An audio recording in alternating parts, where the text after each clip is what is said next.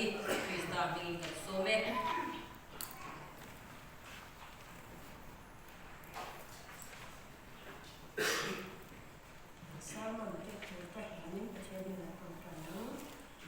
trong trai nó chắc thì tu và thiên như nhiều vàng rồi nó có thể chế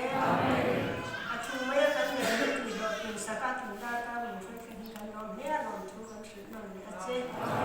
nên có với lại chuyện rồi chúng ta có cái là nó đi xuống nó nèถ้าเราเที่ยวนิ่มเที่ยวตีเทนนี่นั่งตัวมันเจ๊ง่ายถ้าตู้ติดตามจากนั่นแหละทักษะที่ดูถ้าเราดังนั้นเทนั้นนั่งในถ้าเราไม่สอนตัวสิ่งไปสู่สุดท้ายที่เราเป็นหลานเนี่ย